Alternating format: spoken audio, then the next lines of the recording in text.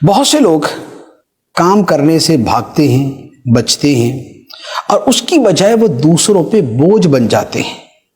جبکہ جو اسلام پسند کرتا ہے وہ یہ ہے کہ دوسروں پہ بوجھ نہ بنے، اپنے دست و بازو سے کمائیں، اپنے ہاتھ سے محنت کریں، دوسروں پر بوجھ بننے کی بجائے دوسروں کا بوجھ اٹھانے والے بنے۔ یہ ہے اسلام کی تعلیمات۔ حدیث مبارک ہے، نبی پاک صلی اللہ تعالی علیہ وآلہ وسلم کی بارگاہ میں ایک انصاری صحابی آئے اور انہوں نے آ کے سوال کیا۔ سوال سے مراد یہ ہے کہ اپنی ضرورت انہوں نے پیش کی، ان کو پیسے چاہیے تھے یا ان کو کچھ کھانے کو چاہیے تھا یا کوئی ضرورت زندگی کی چیز چاہیے تھی، تو انہوں نے نبی پاک علیہ الصلوۃ والسلام سے مال کا سوال کیا۔ آقا کریم صلی اللہ تعالی علیہ وآلہ وسلم نے اس سے ارشاد فرمایا کہ کیا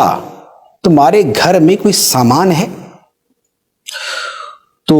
اس نے کہا جی بس دو چیزیں ہیں، ایک تو ٹاٹ کا بچھونا ہے، ایک بچھونا ہے اسی پہ ہم سوتے ہیں اور وہی آدھا اپنے اوپر اوڑھ لیتے ہیں، ایک یہ ہے، اور دوسرا پانی کا ایک اچھے والا پیالہ ہے۔ نبی پاک صلی اللہ علیہ وآلہ وسلم نے فرمایا کہ یہ دونوں چیزیں میرے پاس لے آؤ۔ وہ صحابی گئے، جا کے دونوں چیزیں پیش کر دی، ایک وہ بچھونا اور ایک وہ پیالہ۔ نبی پاک علیہ الصلوۃ والسلام نے وہ دونوں چیزیں 2 درہم میں نیلام کر دی، یعنی اس کی بولی لگا کے بیچ دیا، اور وہ جو 2 درہم ہوئے تو نبی پاک علیہ الصلوۃ والسلام نے اس انصاری صحابی کو دیے اور فرمایا کہ 1 درہم سے تو تم گھر کا کھانا پانی کوئی چیزیں لے لو، کوئی زندگی گزارنے کی جو بنیادی چیز کھانا وہ لے لو، اور 1 درہم جو ہے اس سے کلہاڑی خرید کے لاؤ، یعنی کلہاڑی کا جو پھل ہوتا ہے لوہے والا حصہ وہ خرید کے لاؤ۔ وہ صحابی گئے، جا کے انہوں نے کچھ کھانا خریدا اور 1 کلہاڑی کا پھل لے کے آ گئے۔ نبی پاک علیہ الصلوۃ والسلام نے ایک لکڑی پکڑی اور اس کے اندر وہ کلہاڑی کا پھل گاڑ دیا، اور وہ کلہاڑی اس کے ہاتھ میں دیتے ہوئے فرمایا کہ جاؤ اس سے جا کے جنگل میں لکڑیاں کاٹو اور وہ بیچو، اور اس سے جو تمہیں نفع ہوگا، اس سے جو تمہاری کمائی ہوگی، اس سے زندگی گزارو۔ وہ صحابی گئے، جا کے جنگل سے لکڑیاں کاٹی اور لکڑیاں کاٹنے کے بعد اس کو بیچا۔ بیچنے کے بعد کیا ہوا کہ 2 ہفتے بعد وہ صحابی جب دوبارہ واپس آئے تو ان کے پاس 10 درہم جمع ہو چکے تھے۔ 10 درہم سے مراد یہ ہوا کہ جو اس میں سے کھانے پینے پر درہم خرچ ہوئے وہ جدا رہے، اس سے ہٹ کر 10 درہم جمع ہو گئے۔ جب وہ نبی پاک صلی اللہ تعالی علیہ وسلم کی بارگاہ میں آئے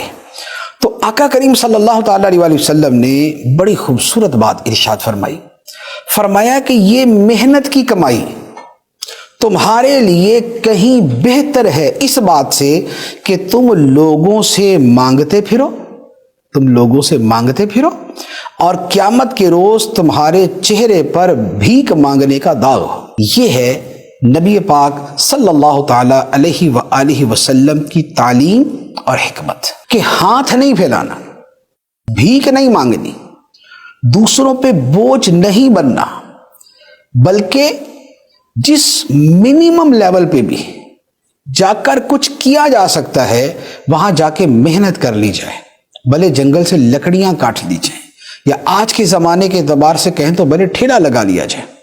کوئی ہلکی پھلکی چیز بیچ دی جائے، کوئی اپنے کندھے پہ رکھ کے سامان بیچ دیا جائے، لیکن رزق حلال کمانے کی کوشش ہونی چاہیے، کمائی میں دلچسپی ہونی چاہیے، دوسروں کے مال پر نظر نہیں ہونی چاہیے۔